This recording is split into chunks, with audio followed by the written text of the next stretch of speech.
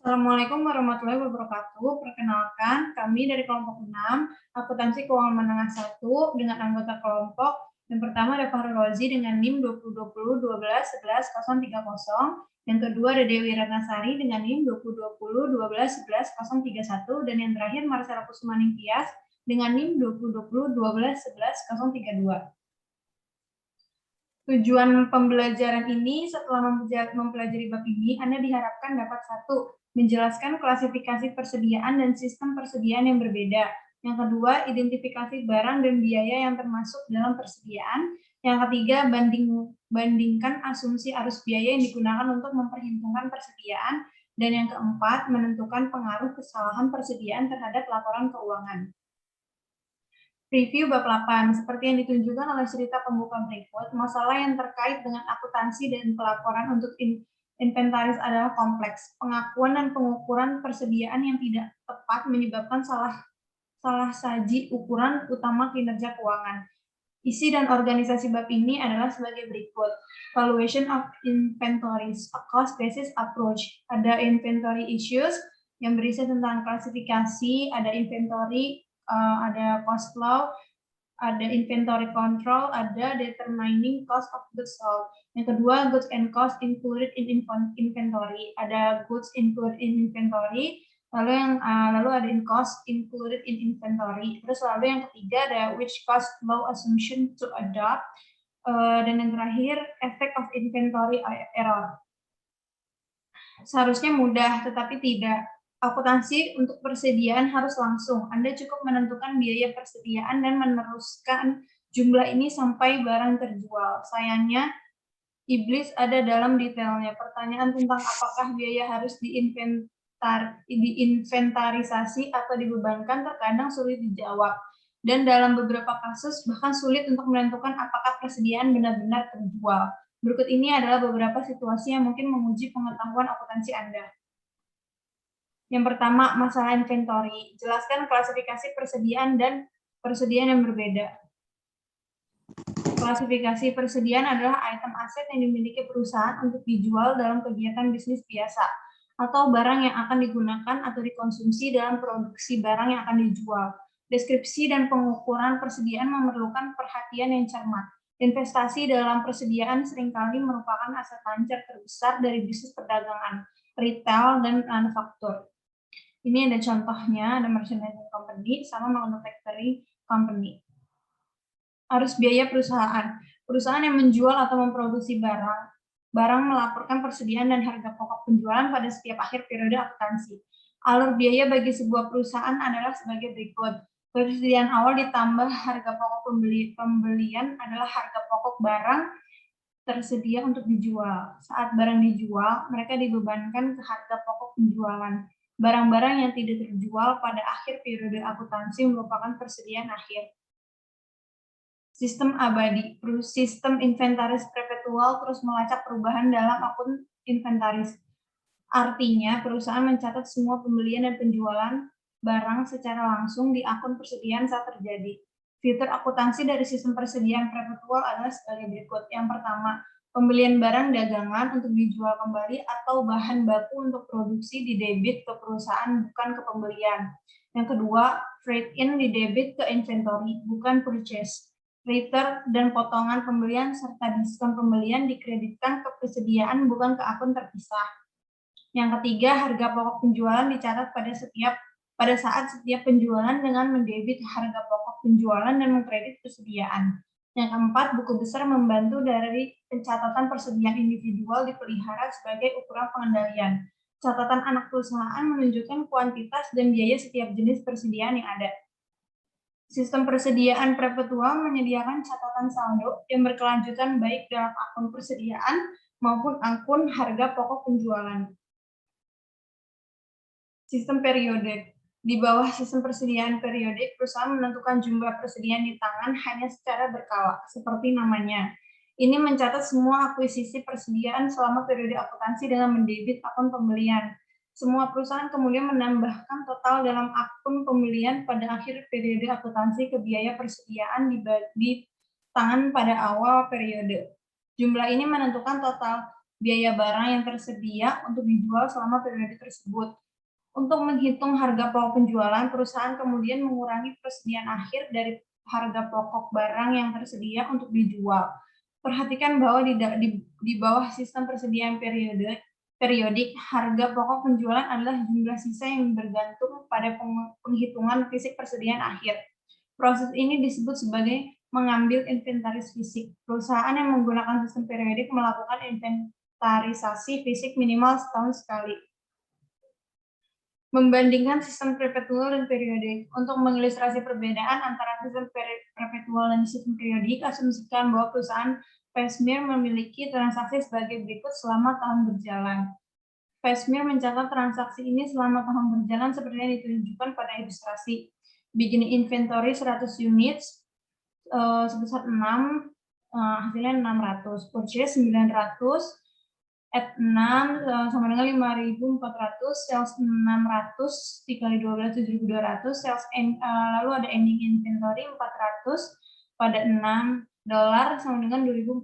Ketika sebuah perusahaan menggunakan sistem persediaan perpetual dan terdapat perbedaan antara saldo persediaan perpetual dan penghitungan fisik persediaan, diperlukan entry terpisah untuk menyesuaikan akun persediaan perpetual. Sebagai ilustrasi, asumsikan bahwa pada akhir periode pelaporan, akun persediaan perpetual melaporkan saldo persediaan sebesar $4.000. Namun, hitungan fisik menunjukkan persediaan sebesar $3.800 sebenarnya ada di tangan iJournal. Untuk mencatat penurunan nilai yang diperlukan adalah sebagai berikut. Ini adalah ilustrasinya. Kontrol inventaris. Untuk berbagai alasan, manajemen sangat tertarik pada perencanaan dan pengendalian persediaan. Baik sebuah perusahaan memproduksi atau menjual barang, diperlukan sistem akuntansi yang akurat dengan catatan yang up to date. Perusahaan dapat kehilangan penjualan dan pelanggan jika tidak menyediakan produk dengan gaya, kualitas, dan kuantitas yang diinginkan. Selanjutnya, perusahaan harus memantau tingkat persediaan dengan hati-hati untuk membatasi biaya pembiayaan membawa persediaan dalam jumlah besar. Namun, bagi banyak perusahaan, sistem perpetual yang lengkap tidak efektif dari segi biaya. Mengenai tingkat persediaan mereka untuk melindungi dari kehabisan stok atau pembelian berlebihan dan untuk membantu dalam persiapan data keuangan bulanan atau triwulanan. Akibatnya, perusahaan-perusahaan ini menggunakan sistem persediaan perpetual yang dimodifikasi. Sistem ini menyediakan catatan inventaris terperinci tentang peningkatan dan penurunan dalam jumlah saja, bukan jumlah mata uang. Ini hanyalah perangkat memorandum di luar sistem entry ganda yang membantu dalam menentukan tingkat persediaan pada setiap titik waktu. Lalu ada menentukan harga pokok penjualan. Barang yang dijual atau digunakan selama periode akuntansi jarang sesuai dengan barang yang dibeli atau diproduksi selama periode tersebut. Akibatnya, persediaan meningkat atau menurun selama periode tersebut. Perusahaan kemudian harus mengalokasikan biaya semua barang yang tersedia untuk dijual atau digunakan antara barang yang dijual atau digunakan dan yang masih ada. Harga pokok barang yang tersedia untuk dijual atau digunakan adalah jumlah dari yang pertama, harga pokok barang yang ada pada awal periode, dan yang kedua, harga pokok barang yang diperoleh atau diproduksi selama periode tersebut. Harga pokok penjualan adalah selisih antara harga pokok barang yang tersedia untuk dijual selama periode tersebut dan harga pokok barang di tangan pada akhir periode. Ini adalah ilustrasi 8.5 yang menunjukkan perhitungannya. Next.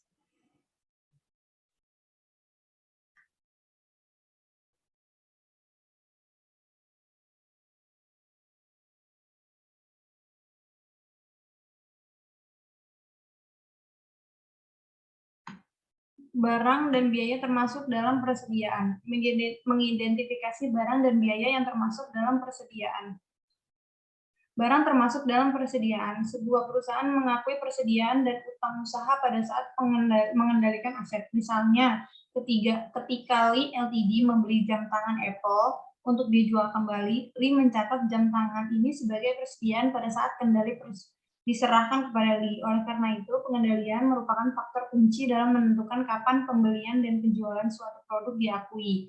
ISB menunjukkan bahwa Lee mengontrol jam tangan Apple ketika ia memiliki kemampuan untuk mengarahkan penggunaan dan memperoleh secara substansial semua manfaat dari jam tangan ini.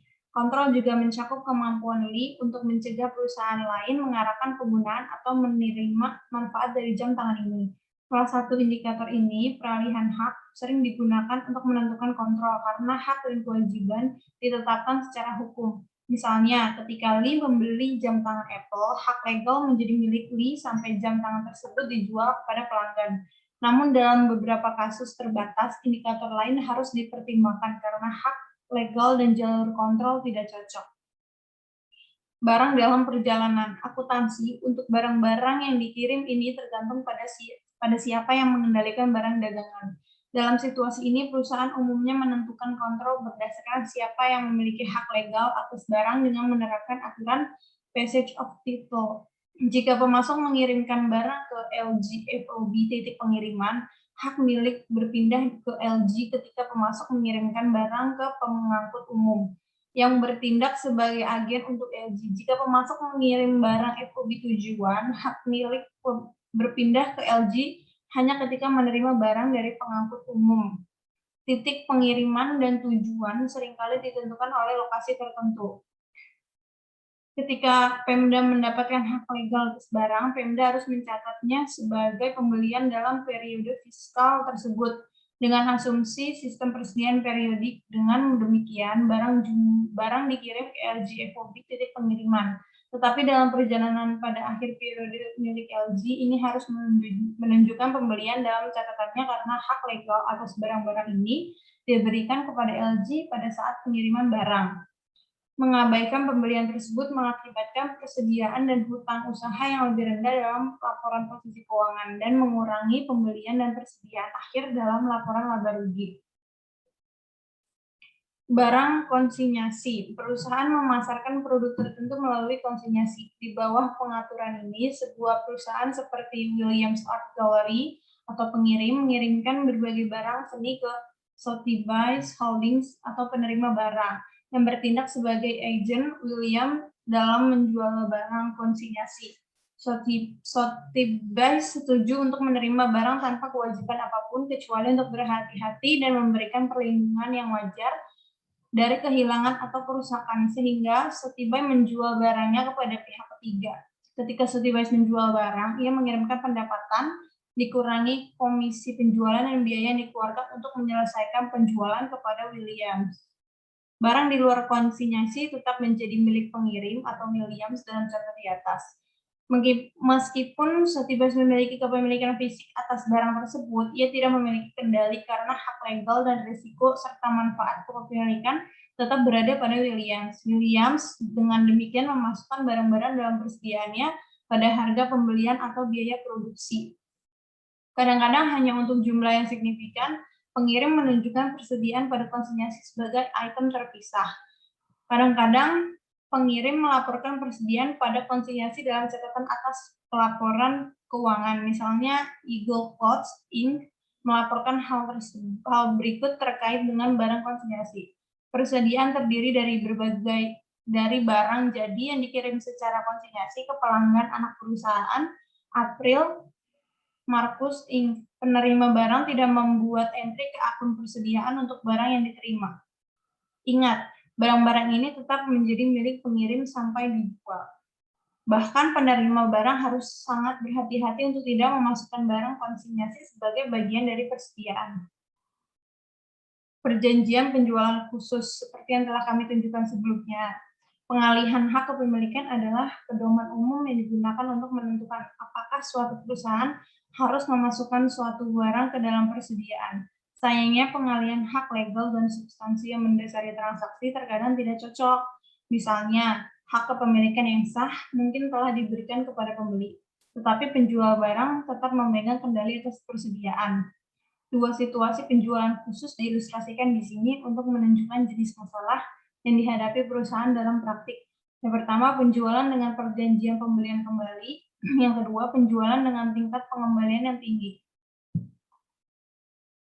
Penjualan dengan perjanjian pembelian kembali, kadang-kadang perusahaan membiayai persediaan tanpa melaporkan kewajiban atau persediaan pada laporan posisi keuangannya. Pendapatan ini sering disebut sebagai perjanjian pembelian kembali atau pembiayaan produk. Biasanya melibatkan transfer penjualan baik dengan perjanjian pembelian kembali implisit atau eksplisit. Inti dari transaksi ini adalah bahwa Will menandai inventarisnya dan mempertahankan kendali meskipun ia mengalihkan kepemilikan hukum teknis ke Chase atas barang dagangannya dengan menyusun transaksi dengan cara ini. Hill dapat menghindari pajak properti pribadi di yurisdiksi tertentu. Keuntungan lain dari transaksi ini untuk Hill adalah penghapusan kewajiban lancar dari laporan posisi keuangan dan kemampuan untuk memanipulasi pendapatan. Untuk Chase, pembelian barang dapat memecahkan masalah likuiditas persediaan atau dibahas kemudian. Atau Chase dapat mengadakan perjanjian timbal balik serupa di kemudian hari.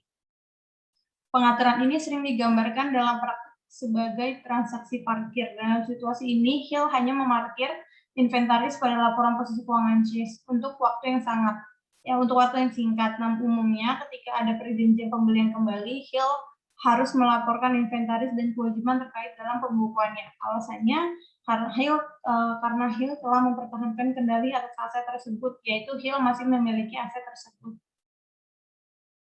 Penjualan dengan tingkat pengembalian tinggi. Dalam industri seperti penerbitan, musik, mainan, dan barang olahraga, sering ada perjanjian formal atau informal yang mengizinkan pembeli mengembalikan inventaris untuk pengembalian dana penuh atau sebagian. Sebagai ilustrasi, Quality Publishing Company menjual buku teks ke toko buku kampus dengan kesepakatan bahwa kampus dapat mengembalikan kredit penuh setiap buku tidak terjual. Secara historis, toko buku kampus mengembalikan sekitar 25% buku teks dari Quality Publishing. Bagaimana seharusnya Quality Publishing melaporkan transaksi penjualannya? Apakah penerbitan kualitas mengalihkan kendali atas barang-barang ini ke toko buku kampus? Karena toko buku kampus sekarang memiliki kemampuan untuk mengarahkan penggunaan dan memperoleh secara substansial semua manfaat dari buku teks ini. Transaksi ini biasanya dicatat dan dicatat sebagai penjualan oleh Quality Publishing. Selain itu, indikator normal untuk pengalihan kendali seperti peralihan hak ilegal, hilangnya kendali fisik, dan pengalihan risiko dan manfaat kepemilikan tampaknya telah terjadi, namun penerbitan kualitas juga harus mengakui bahwa hanya sebagian kendali yang dialihkan ke toko buku kampus.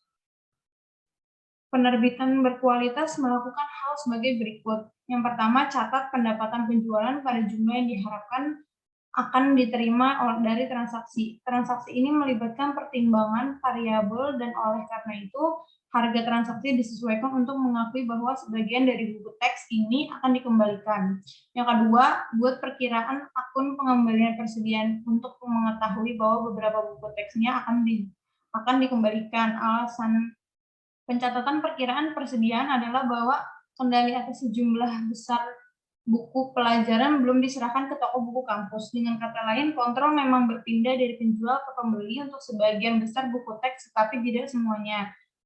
Oleh karena itu, Quality Publishing mencatat perkiraan jumlah pengembalian inventaris untuk mengenali fakta itu. Jika pengembalian tidak dapat diprediksi dan tidak pasti, penerbitan kualitas tidak boleh mempertimbangkan buku teks yang dijual dan tidak boleh menghapus barang dari inventarisnya. Biaya yang termasuk dalam persediaan. Salah satu masalah terpenting dalam berurusan dengan persediaan mengangkut jumlah dolar yang membawa persediaan ke dalam rekening. Perusahaan umumnya memperhitungkan perolehan persediaan seperti aset lainnya berdasarkan biaya. Biaya produk. Biaya produk adalah biaya-biaya yang melekat pada persediaan. Akibatnya, perusahaan mencatat biaya produk dalam akun persediaan. Biaya ini berhubungan langsung dengan membawa barang ke tempat usaha pembeli dan mengubah barang tersebut menjadi kondisi yang dapat dijual. Beban tersebut umumnya mencakup biaya pembelian, biaya konversi, dan biaya lain yang dikeluarkan untuk membawa persediaan ke tempat penjualan dan dalam kondisi yang dapat dijual. Biaya pembelian meliputi harga beli, biaya masuk dan pajak lainnya, biaya transportasi, biaya penanganan yang berhubungan langsung dengan perolehan barang. Biaya konversi untuk perusahaan manufaktur meliputi bahan langsung, tenaga kerja langsung, dan biaya overhead pabrik. Biaya overhead pabrik meliputi bahan tidak langsung, tenaga kerja tidak langsung, dan berbagai biaya seperti depresiasi, pajak, asuransi, dan utilitas. Biaya lain mencakup biaya yang dikeluarkan untuk membawa persediaan ke lokasi dan kondisi sekarang yang siap dijual, seperti biaya untuk merancang produk untuk kebutuhan pelanggan tertentu.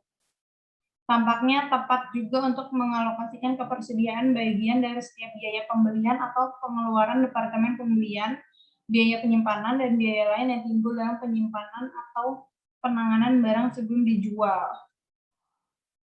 Lalu ada biaya periode. Biaya periode adalah biaya-biaya yang secara tidak langsung berhubungan dengan perolehan atau produksi barang. Oleh karena itu, biaya periode seperti beban penjualan dan dalam keadaan biasa, beban umum dan administrasi tidak dimasukkan sebagai bagian dari biaya persediaan. Namun secara konseptual, biaya ini sama besarnya dengan biaya produk sebagai harga pembelian awal dan biaya pengiriman terkait yang melekat pada produk. Lalu mengapa perusahaan mengecualikan biaya ini dari item yang dapat diinventarisasi? Karena perusahaan umumnya menganggap beban penjualan lebih terkait langsung dengan harga pokok penjualan daripada persediaan yang tidak dijual. Selain itu, biaya periode terutama biaya administrasi sangat tidak terkait atau tidak langsung terkait dengan proses produksi langsung sehingga alokasi apapun murni sewenang-wenang. Lalu ada bunga adalah biaya periode lainnya. Perusahaan biasanya membebankan biaya bunga yang terkait dengan menyiapkan persediaan untuk dijual. Pendukung pendekatan ini berpendapat bahwa biaya bunga benar-benar merupakan biaya pembiayaan. Yang lain berpendapat bahwa biaya bunga yang dikeluarkan untuk membiayai aktivitas yang terkait dengan penyiapan persediaan untuk dijual sama besarnya dengan biaya asli seperti bahan, tenaga kerja, dan overhead. Lalu ada perlakuan terhadap diskonto. Pembelian atau perdagangan adalah pengurangan harga jual yang diberikan kepada pelanggan. Diskon ini dapat digunakan untuk memberikan insentif untuk pembelian pertama kali atau sebagai hadiah untuk pesanan besar. Dalam beberapa kasus, insentif diberikan untuk mendorong pembayaran lebih awal. Ada beberapa keragaman dalam praktik mengenai akuntansi untuk diskon ini, dengan beberapa perusahaan mencatat diskon sebagai pengurangan persediaan, sementara yang lain memperlakukan diskon sebagai pendapatan. Pendekatan ini adalah mencatat pembelian dan hutang usaha pada jumlah setelah dikurangi diskon tunai. Dalam pendekatan ini, perusahaan mencatat kegagalan untuk mengambil diskon pembelian dalam periode diskon dalam akun diskon pembelian hilang. Jika sebuah perusahaan menggunakan metode bersih ini, ia menganggap diskon pembelian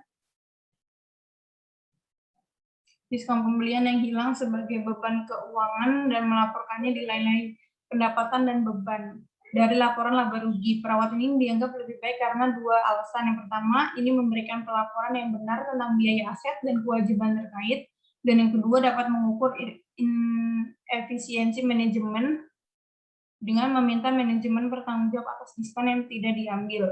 Ilustrasi 8.6 entry dengan metode kotor dan bersih. Konsep yang mendasari tidak menggunakan metode bersih karena kesulitan yang dihasilkan adalah contoh penerapan kendala biaya. Next. Untuk tujuan pembelajaran 3 yaitu mengasumsikan aliran biaya mana yang harus diadopsi. Membandingkan asumsi arus biaya yang digunakan untuk menghitung persediaan. Next. Selama periode fiskal tertentu, perusahaan biasanya membeli barang dagangan dengan beberapa harga yang berbeda. Jika suatu perusahaan menetapkan harga persediaan berdasarkan biaya dan melakukan banyak pembelian dengan biaya per unit yang berbeda, maka biaya mana yang harus digunakan? Secara konseptual, identifikasi khusus dari barang yang dijual dan tidak terjual tampaknya optimal. Oleh karena itu, IASB mensyaratkan penggunaan metode identifikasi khusus dalam kasus di mana persediaan biasanya tidak dapat dipertukarkan, atau untuk barang dan jasa yang diproduksi atau dipisahkan untuk menurut proyek tertentu. Misalnya, inventarisasi rumah keluarga tunggal adalah kandidat yang baik untuk penggunaan metode identifikasi khusus. Sayangnya untuk sebagian besar perusahaan, metode identifikasi khusus tidak praktis. Hanya dalam situasi di mana perputaran persediaan rendah, harga satuan tinggi, atau jumlah persediaan kecil, dan kriteria identifikasi spesifik terpenuhi. Dalam kasus lain, biaya persediaan harus diukur dengan menggunakan salah satu dari dua asumsi aliran biaya. Yang pertama, masuk pertama, yang kedua, keluar pertama, atau biaya rata-rata. Next. Identifikasi khusus. Memerlukan identifikasi setiap item yang dijual dan setiap item dalam inventaris. Semua perusahaan termasuk dalam harga pokok penjualan, biaya barang-barang tertentu yang dijual. Ini termasuk dalam persediaan biaya barang-barang tertentu di tangan. Metode ini hanya dapat digunakan dalam kasus di mana praktis untuk memisahkan secara fisik berbagai pembelian yang dilakukan. Akibatnya, sebagian besar perusahaan hanya menggunakan metode ini ketika menangani sejumlah kecil yang mahal dan mudah dibedakan. Dalam perdagangan eceran, ini mencakup beberapa jenis perhiasan, mantel, bulu, mobil, dan beberapa perabotan. Di bidang manufaktur, ini mencakup pesanan khusus dan banyak produk yang diproduksi di bawah sistem biaya pekerjaan. Metode ini tampaknya tidak adil. Metode ini tampaknya ideal. Identifikasi khusus mencocokkan biaya aktual dengan pendapatan aktual. Dengan demikian, perusahaan melaporkan kesediaan akhir pada biaya aktual. Dengan kata lain, di bawah identifikasi khusus, arus biaya sesuai dengan arus fisik barang. Pada pengamatan lebih dekat, bagaimanapun metode ini memiliki kekurangan tertentu selain kekurangannya kepraktisan dalam banyak situasi. Next. Beberapa pendapat bahwa identifikasi khusus memungkinkan perusahaan untuk memanipulasi laba bersih. Contohnya, asumsikan bahwa pedagang grosir membeli kayu lapis identik di awal tahun dengan 3 harga berbeda. Saat menjual kayu lapis, pedagang grosir dapat memilih harga terendah atau tertinggi untuk dibebankan ke biaya. Ini hanya memilih kayu lapis dari lot tertentu untuk pengiriman ke pelanggan. Oleh karena itu, seseorang manajer bisnis dapat memanipulasi laba bersih dengan memberikan kepada pelanggan item dengan harga lebih tinggi atau lebih rendah, tergantung pada apakah perusahaan mencari laba yang dilaporkan lebih rendah atau lebih tinggi untuk periode tersebut. Masalah lain berkaitan dengan alokasi biaya yang senang-menang yang terkadang terjadi dengan item persediaan tertentu. Misalnya, sebuah perusahaan sering menghadapi kesulitan dalam menghubungkan biaya pengiriman, biaya penyimpanan, dan diskon langsung ke item persediaan tersebut. Hal ini mengakibatkan pengalokasian biaya-biaya ini agak sewenang-wenang yang mengarah ke kerusakan dalam ketepatan metode identifikasi khusus. Next. Kemudian ada biaya rata-rata. Sesuai dengan namanya, metode ini menetapkan harga item dalam persediaan berdasarkan biaya rata-rata semua barang serupa yang tersedia dalam periode tersebut.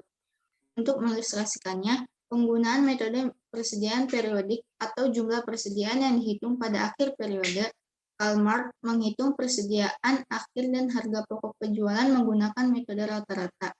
Dalam menghitung biaya rata-rata per unit ini, Karl Marx memasukkan persediaan awal jika ada, baik dalam total unit yang tersedia maupun dalam total harga pokok barang yang tersedia.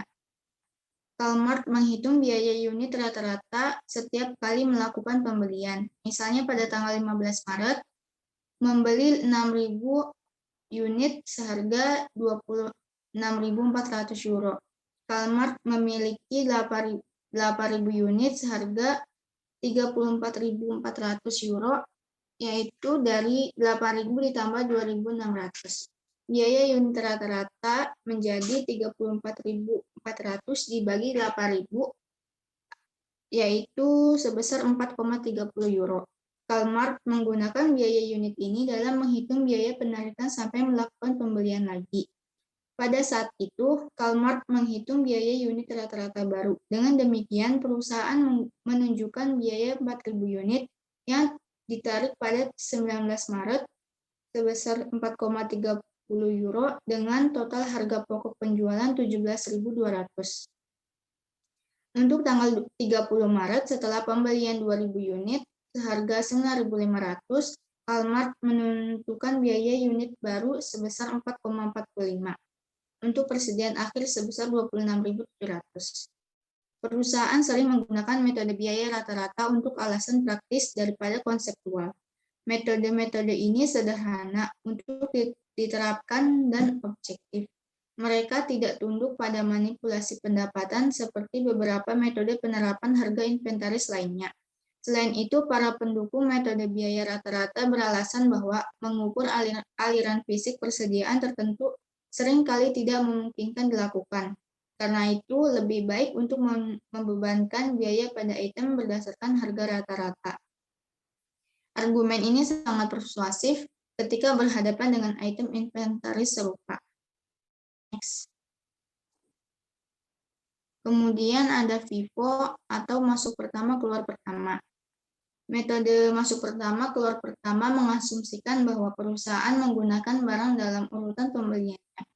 Dengan kata lain, metode ini mengasumsikan bahwa barang pertama yang dibeli adalah yang pertama digunakan atau yang pertama dijual. Oleh karena itu, persediaan yang tersisa harus mewakili pembelian terbaru. Sebagai ilustrasi, asumsikan bahwa Walmart menggunakan sistem persediaan periodik. Ini menentukan biaya persediaan akhir dengan mengambil biaya pembelian akhir dan bekerja kembali sampai memperhitungkan semua unit inventaris. Perhatikan dalam dua contoh FIFO ini. Harga pokok penjualan 16.800 dan persediaan akhir 27.100 adalah sama. Dalam kasus di mana FIFO digunakan, jumlah yang dilaporkan untuk persediaan akhir dan harga pokok penjualan akan sama pada akhir bulan baik menggunakan sistem perpetual atau periodik. Mengapa? Karena biaya yang sama akan selalu menjadi yang pertama masuk dan karena yang pertama keluar. Hal ini benar apakah perusahaan menghitung harga pokok penjualan saat menjual barang selama periode akuntansi atau sebagai sisa pada akhir periode akuntansi. Next. Salah satu tujuan FIFO yaitu untuk memperkirakan aliran fisik barang. Ketika aliran fisik barang benar-benar masuk pertama keluar pertama, metode ini mendekati identifikasi spesifik. Pada saat yang sama, ini mencegah manipulasi pendapatan. Dengan FIFO, perusahaan tidak dapat memilih item biaya tertentu untuk dibebankan ke beban. Keuntungan lain dari metode FIFO yaitu persediaan akhir mendekati biaya saat ini, karena barang pertama masuk adalah barang pertama keluar. Jumlah persediaan akhir terdiri dari pembelian akhir. Hal ini terutama berlaku dengan perputaran persediaan yang cepat. Pendekatan ini umumnya memperkirakan biaya penggantian pada laporan posisi keuangan ketika perubahan harga belum terjadi sejak pembelian terakhir.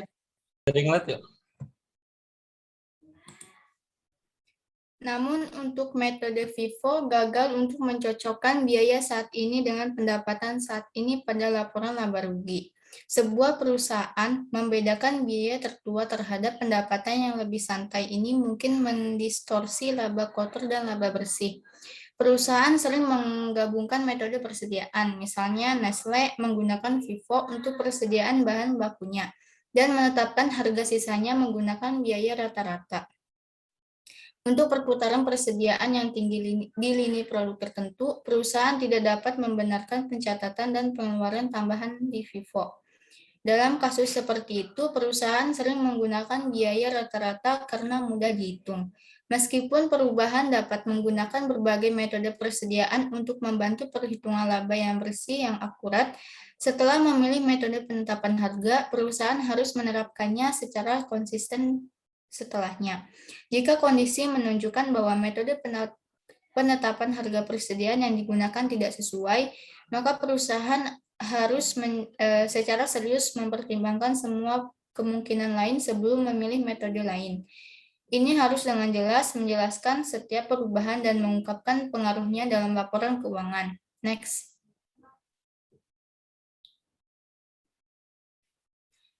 Untuk metode penilaian persediaan analisis ringkasan, bagian sebelumnya dari bab ini menjelaskan sebuah metode penilaian persediaan. Kami menyajikan ringkasan singkat dari dua metode arus biaya persediaan yang umum digunakan Untuk menunjukkan pengaruh metode penilaian ini terhadap laporan keuangan. Metode biaya rata-rata menghasilkan saldo kas yang lebih tinggi pada akhir tahun karena pajak lebih rendah. Next. Tujuan pembelajaran 4 yaitu pengaruh kesalahan inventaris. Menentukan dampak kesalahan persediaan pada laporan keuangan. Item yang salah dimasukkan atau dikecualikan dalam menentukan harga pokok penjualan melalui salah saji persediaan akan mengakibatkan kesalahan dalam laporan keuangan. Persediaan akhir salah saji. Apa yang akan terjadi jika Lenovo mencatat dengan benar inventaris awal dan pembeliannya, tetapi gagal memasukkan beberapa item ke dalam inventaris akhir? Dalam situasi ini, ilustrasi 8.14 menunjukkan efek yang dihasilkan pada laporan keuangan pada akhir periode, yaitu inventory understate untuk di laporan income statement, cost of goods sold overstate, retained earning understate, working capital understate, dan di income statement ada net income understate, current ratio understate. Next.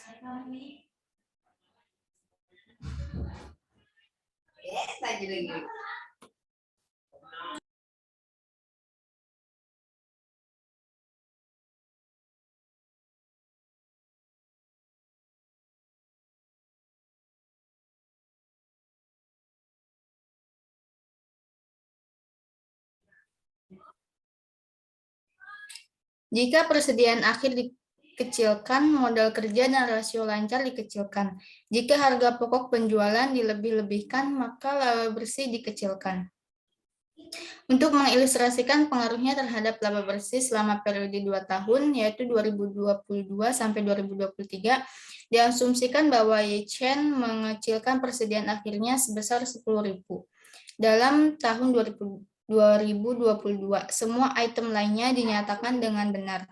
Efek dari kesalahan ini adalah menurunkan laba bersih pada tahun 2022 dan meningkatkan laba bersih pada tahun 2023. Kesalahan tersebut diimbangi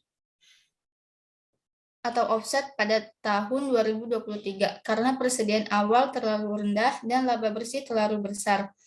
Seperti yang ditunjukkan ilustrasi 8.15, laporan laba rugi salah saji angka laba bersih untuk tahun 2022 dan 2023, meskipun total untuk 2 tahun benar.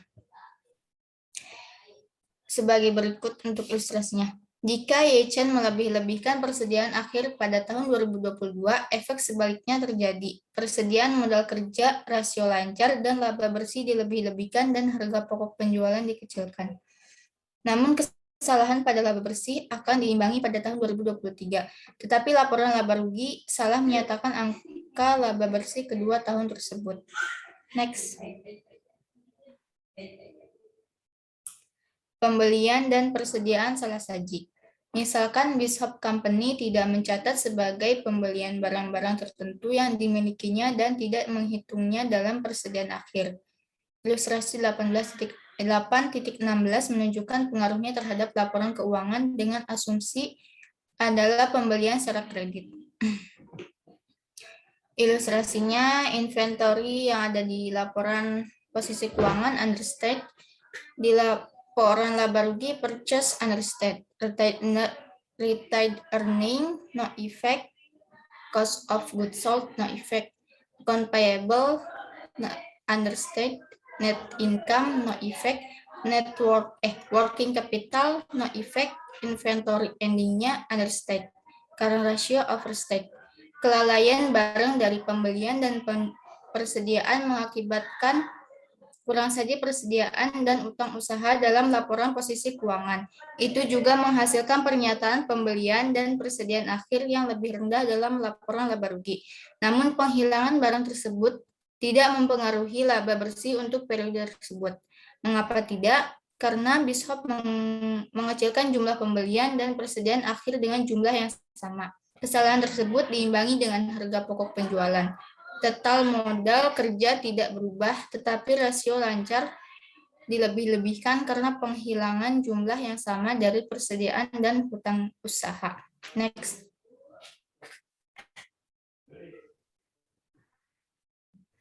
Untuk mengilustrasikan pengaruhnya pada rasio lancar, asumsikan bahwa Bishop mengecilkan utang usaha dan persediaan akhir sebesar $40. Data yang diremehkan menunjukkan rasio lancar 3:1, sedangkan rasio yang benar adalah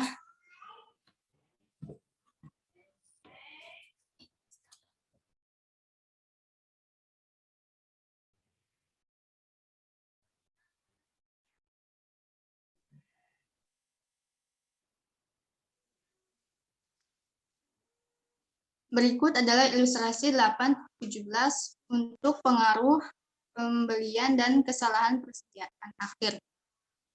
Data yang diremehkan menunjukkan rasio lancar 3:1, sedangkan rasio yang benar adalah 2:1. Dengan demikian, pernyataan utang usaha dan persediaan akhir yang terlalu rendah dapat menyebabkan window dressing atau rasio lancar. Artinya, Bishop bisa membuat current ratio tampak lebih baik dari yang sebenarnya.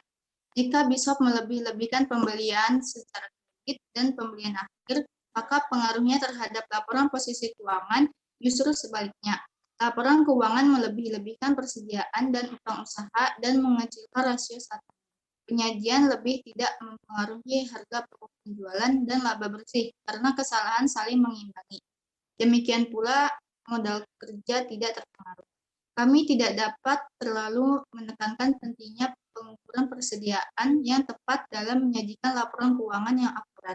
Misalnya, salah satu pembuat pakaian wanita memiliki penyimpangan akuntansi yang menghapus pendapatan bersih 1 tahun dan menyebabkan penyajian kembali pendapatan tahun sebelumnya. Salah satu alasannya, ini meningkatkan persediaan dan menurunkan penjualan. Dalam kasus ini, sebuah perusahaan harus meningkatkan kembali pendapatannya sebesar $1,7 juta karena seorang akuntan di divisi manufaktur Athena melebih-lebihkan sehingga mengurangi biaya. Langsung next ya.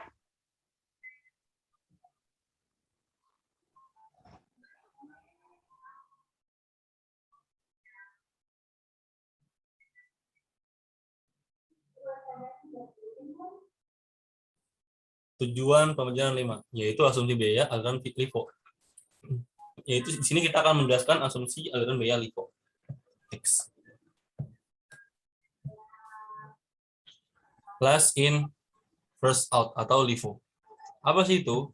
Yaitu metode masuk terakhir, keluar pertama atau LIFO, menunjukkan biaya yang barang terakhir yang dibeli dengan pendapatan. Sebagai ilustrasi, kami memperluas contoh Kalmart yang diperkenalkan pada ilustrasi 8.7. Ingatlah bahwa Kalmart SPA memiliki transaksi berikut di bulan pertama operasinya. Jika Kalmart menggunakan sistem persediaan periodik, diasumsikan bahwa biaya dari jumlah total yang terjual atau dikeluarkan selama bulan tersebut berasal dari pembelian terakhir. Kalmart memberi harga persediaan akhir dengan menggunakan total unit sebagai dasar perhitungan dan mengabaikan tanggal pasti penjualan atau penerbitan. Misalnya, Kalmart akan mengasumsikan bahwa biaya 4.000 unit yang ditarik menyerap 2.000 unit yang dibeli pada tanggal 30 Maret dan 2.000 unit dari 6.000 unit yang dibeli pada tanggal 15 Maret. Ini adalah contoh dari bagannya, yaitu di bulan Maret tanggal 2 membeli 2.000 unit pada harga 400 euro.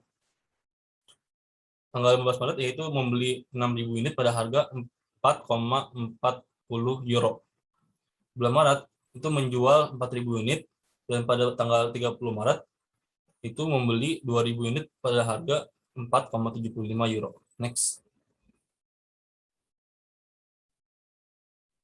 Ilustrasi 8A.1 menunjukkan bagaimana Kalmart menghitung persediaan dan harga pokok penjualan terkait dengan menggunakan metode persediaan periodik. Jika Kalmart menyimpan catatan persediaan perpetual dalam jumlah dan euro, penggunaan metode LIFO menghasilkan persediaan akhir dan jumlah harga pokok penjualan yang berbeda dari jumlah yang dihitung dengan metode periodik. Nah, ini ada contohnya, yaitu pada tanggal 2 Maret itu membeli 2.000 unit pada harga 4 euro. Dan pada akhir Maret itu ada inventory sebesar 6.000 unit. Dan ada COGS atau good available for sale itu ada 43.900 dan dikurangi dengan ending inventory yaitu sebesar 25.600 sehingga ada COGS sebesar 18.300. Next. Perhitungan persediaan periodik akhir bulan yang disajikan dalam ilustrasi 8A.1.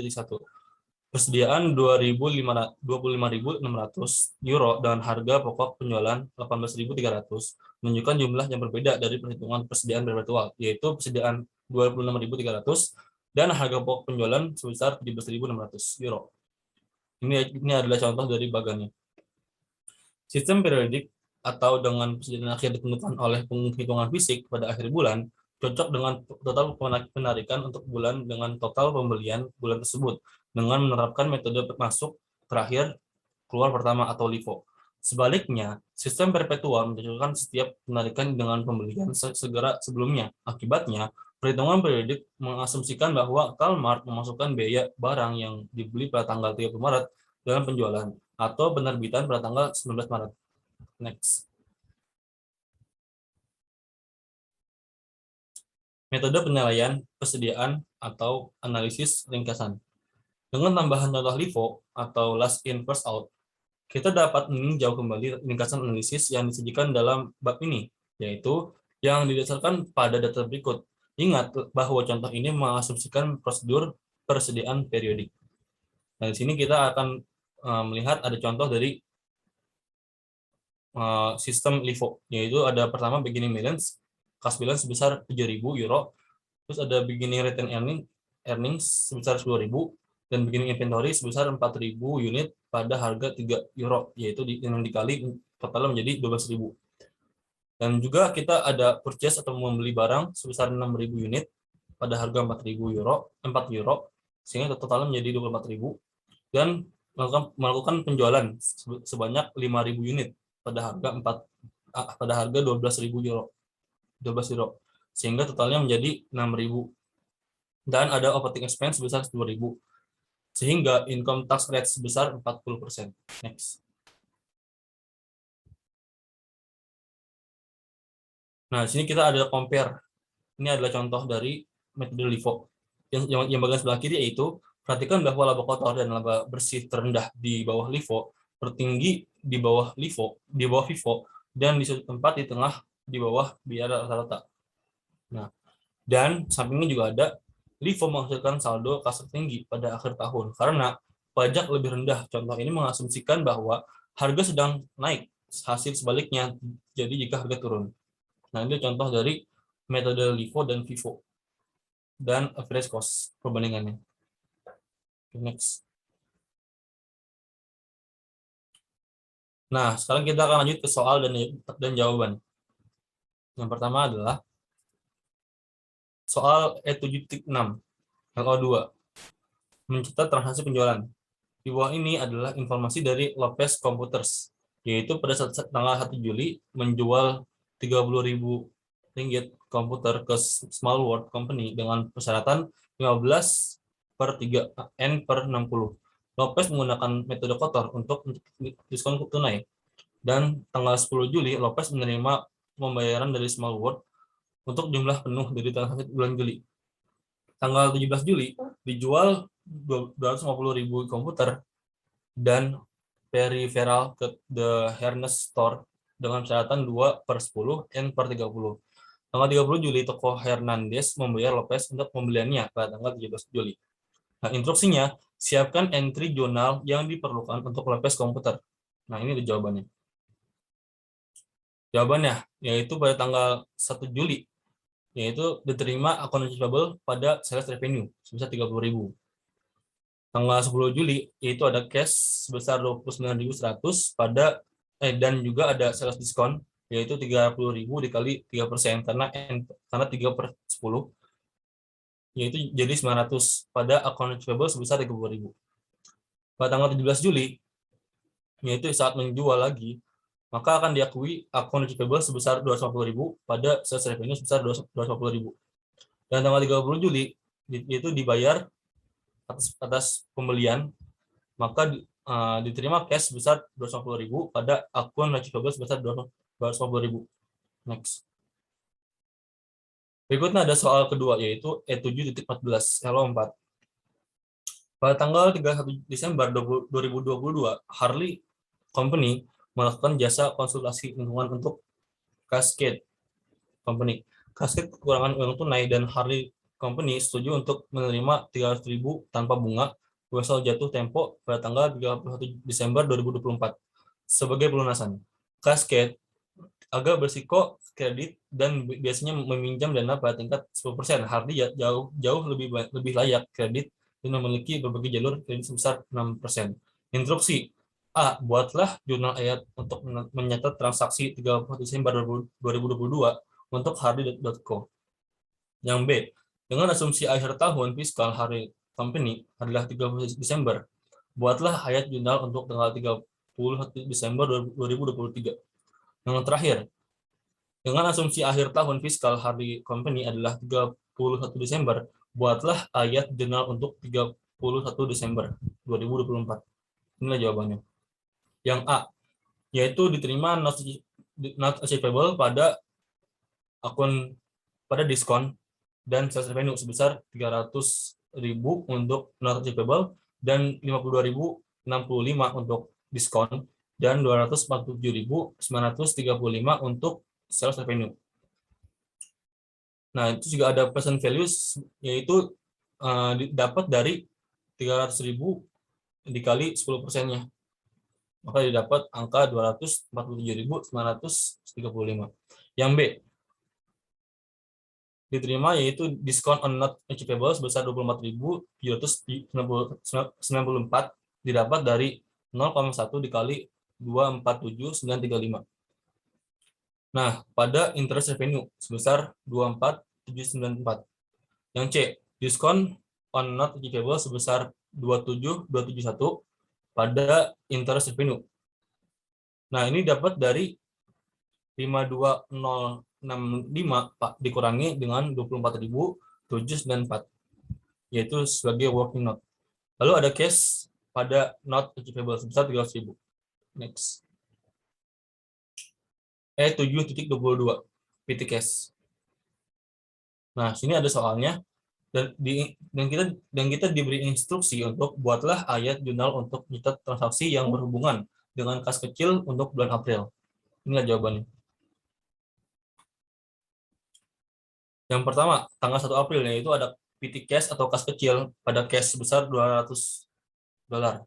Yang kedua ada tanggal 10 April, yaitu persediaan yang meliputi transportasi masuk sebesar 60, beban perlengkapan sebesar 25, beban ongkos kirim 40, piutang karyawan 17, beban lain-lain 36, uang tunai dan uang pendek sebesar 10 pada kas, yaitu 188 didapat dari 200 dikurang $12.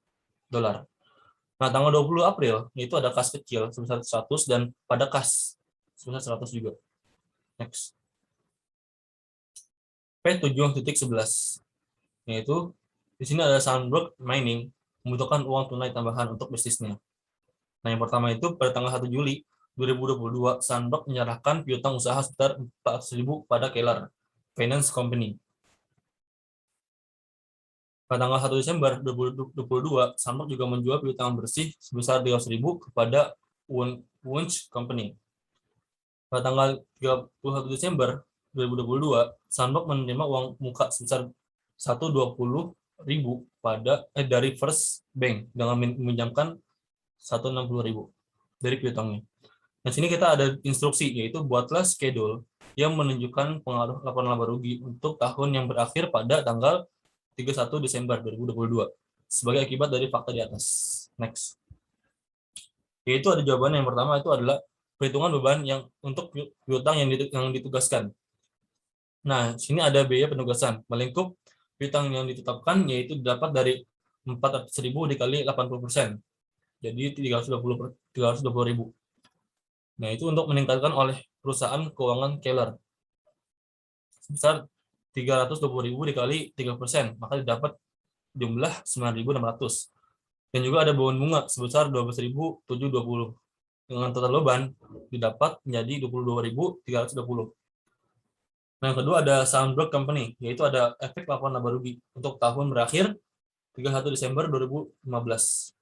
Beban yang timbul dari piutang yang ditetapkan pada jadwal 1 yaitu sebesar 22.320 dan adalah kerugian akibat penjualan piutang dagang, yaitu didapat dari 300.000 dikurang 270.000, maka didapat hasilnya 30.000. Maka beban pada di akhir tahun sebesar 52.320. Next. Sekian dari kami. Lebih kurang mohon maaf. Wassalamualaikum warahmatullahi wabarakatuh.